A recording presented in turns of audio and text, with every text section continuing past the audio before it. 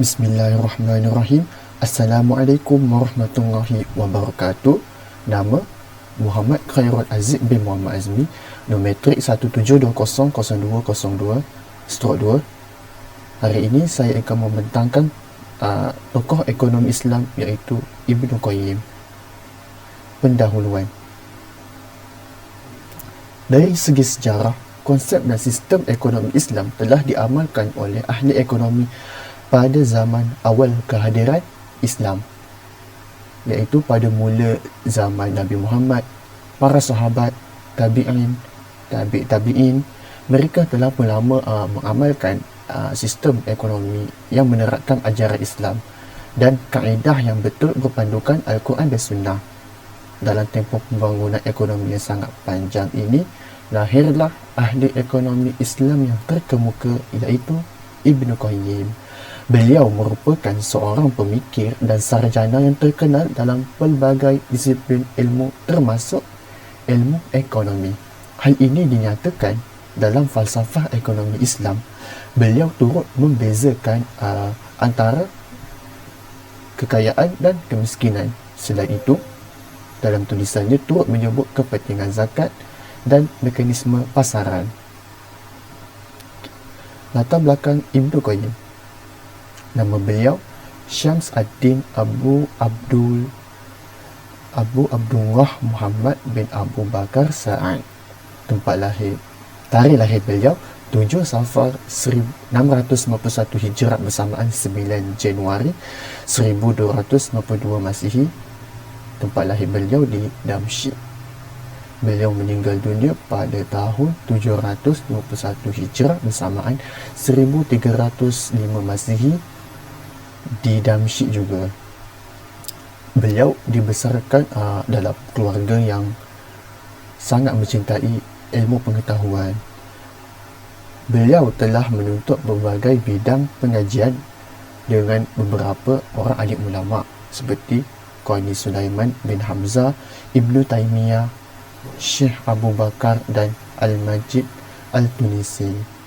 Dan antara bidang ilmu yang dipelajarinya ialah tafsir Al-Quran, hadis, usul al-fiqh dan fiqh. Okay. Ibnu Qayyim juga mempunyai personaliti dan peribadi yang baik yang amat suka ditandingi oleh orang lain yang semasa dengannya. Ibnu Katsir yang merupakan anak murid beliau pernah menyatakan bahawa Ibnu Qayyim merupakan seorang yang kuat beribadah. Okey, seterusnya Ibnu Qayyim juga mempunyai anak murid iaitu Ibnu Katsir, Zaid ad-Din, Ibnu Rajab al-Hambali dan Ibnu Hajar al-Asqalani. Okey, kita pergi pada sumbangan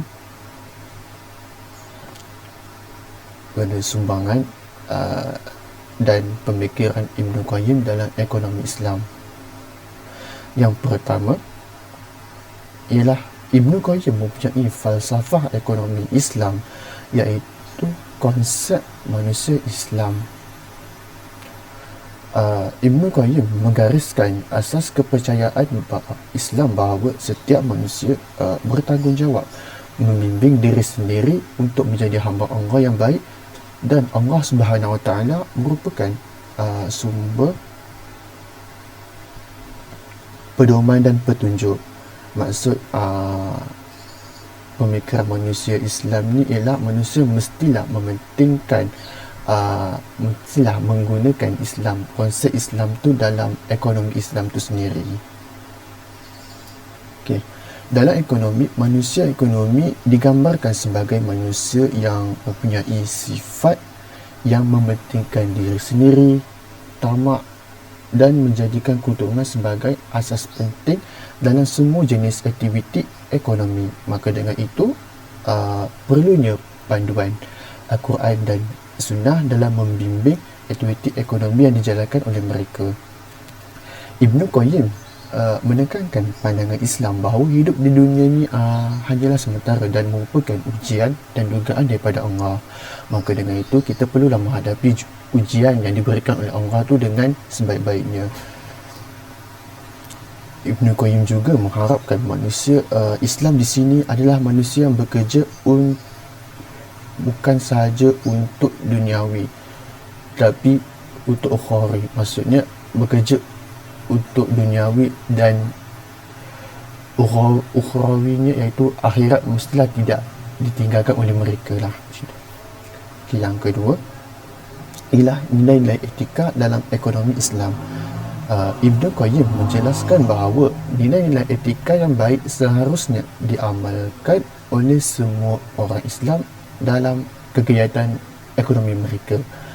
Apabila nilai-nilai etika diamalkan dalam kegiatan ekonomi, ia akan menjauhkan diri manusia daripada nilai-nilai jahat seperti pembohongan, penipuan dan rasuah. Jika manusia mengamalkan sifat yang buruk, kehidupan perekonomian mereka akan cacat. Termasuk juga aspek-aspek lain dalam kehidupan mereka. Sifat-sifat negatif seperti penipuan mendorong kepada keadaan yang tidak tenteram dalam kehidupan masyarakat seperti huru-hara dan ketidakstabilan. Maka apabila semua ini terjadi akan menyebabkan pertumbuhan ekonomi akan terbantut. Oleh itu, umat Islam mestilah mengamalkan nilai etika yang baik dalam ekonomi Islam, dalam ekonomi mereka lah. Okay, yang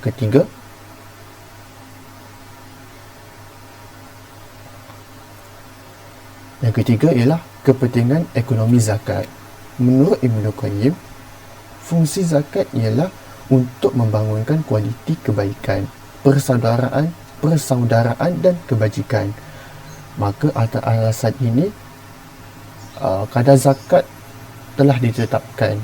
Ibnu Qayyim berpendapat dengan menggunakan alasan ini, kadar zakat telah ditetapkan dan jumlah bayaran zakat ini tidaklah terlalu banyak, tidaklah terlalu mahal dan memenuhi keperluan asas golongan yang tidak berada. Maksud kat sini, jika kadar zakat itu tinggi, maka orang kaya itu akan mencari alasan dan enggan untuk membayar zakat. Macam itulah. Ibnu Qayyim menulis bahawa zakat dikenakan kepada setiap jenis harta kekayaan dan kepada setiap barang-barang yang dapat meningkatkan pertumbuhan dan memberikan keuntungan, iaitu setiap barang-barang yang meningkatkan keuntungan mestilah dikenakan zakat lah, seperti macam tanaman, perniagaan dan lain-lain lagi. Barang-barang untuk tujuan penggunaan seperti pakaian, rumah, peralatan, binatang tunggangan dan seumpamanya bebas daripada kewajipan dikenakan zakat. Ibnu Qayyim juga berpendapat hanya 4 jenis harta sahaja yang dikenakan zakat, iaitu binatang ternak, tanaman dan buah-buahan, emas dan perak dan barang-barang dagangan. Okey, zakat yang telah diperoleh itu tadi mestilah diberikan kepada golongan yang berhak menerima zakat. Ibnu Qayyim membahagikan kepada 2 golongan penerima zakat, iaitu yang pertama, golongan penerima zakat yang kerana keperluan seperti fakir miskin, riqab dan ibnu sabil, ada 4. Dan yang kedua, kategori kedua iaitu golongan yang menerima zakat untuk keperluan diri sendiri seperti amin, mu'alaf, orang yang berhutang untuk tujuan baik dan orang yang berjuang fisabilillah. Kat sini pun ada 4. Maka jumlah keseluruhan penerima zakat ada 8 menurut Ibnu Qayyim. Yang keempat, yang terakhir sekali ialah mekanisme pasaran dan harga. Ibnu Qayyim menjelaskan bahawa pasaran hendaklah berlaku secara adil dan kerjasamanya perlulah dipimpin, iaitu koperasi ataupun kerjasama antara penjual dan pembeli itu mestilah dipimpin lah. Unsur-unsur negatif dalam pasaran yang boleh menimbulkan ketidakadilan kepada peniaga seperti monopoli, rasuah, paksaan dan sebagainya perlulah dipantau oleh kerajaan melalui institusi hisbah dan seumpamanya. Maka kat sini menunjukkan bahawa kerajaan perlulah memantau setiap masa untuk kepada para pembeli supaya tidak berlaku unsur-unsur negatif dalam pasaran tersebutlah. Begitu juga dengan penentuan harga barang di pasaran. Beliau berpendapat bahawa ia harus diserahkan kepada pasaran itu. Maksudnya berdasarkan kepada penawaran dan permintaan di pasaran. Seperti jika penjual dan pembeli ini bersepakat tentang suatu harga barang tu, maka ia tidak akan berlaku kezaliman antara penjual dan pembeli tersebut. Maka adillah mengikut penjual dan pembeli tersebut lah.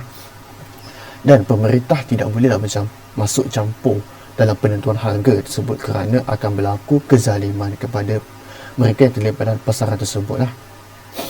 Okay, institusi Al-Hisbah berfungsi untuk menentukan, menyiasat, memantau dan mengukur piawaian produk. Maka institusi Al-Hisbah ni penting dalam dalam memantau dan mengawal harga barang daripada meningkat dan daripada berlaku kezaliman terhadap pembeli. Okay, secara kesimpulannya, sumbangan pemikiran ekonomi Ibn Qayyim memberikan sumbangan yang besar dalam perkembangan pemikiran ekonomi Islam. Pemikiran beliau dalam bidang ekonomi seperti pasaran, harga, nisbah dan sebagainya beliau telah mendahului pemikirannya, dan maksudnya telah dikemukakan pertama kali daripada teori ekonomi yang dicetuskan oleh sarjana barat seperti Adam Smith. Pemikiran dan teori ekonomi Ibn Qayyim masih relevan untuk menyelesaikan pelbagai masalah ekonomi dan kewangan masa kini. Maka pemikiran Ibn Qayyim ini masih relevan digunakan pada zaman kini dalam bidang ekonomi. Okay, rujukan saya mengambil daripada artikel Google Scholar yang bertajuk Pemikiran Ekonomi Ibn Qayyim, Economic Thought of Ibn Qayyim. Yang ketiga, Pemikiran Ekonomi Ibn Qayyim Al-Jauziyah. Yang keempat, Telaah Pemikiran Ekonomi menurut Ibn Qayyim. Itu sahaja daripada saya. Sekian, terima kasih.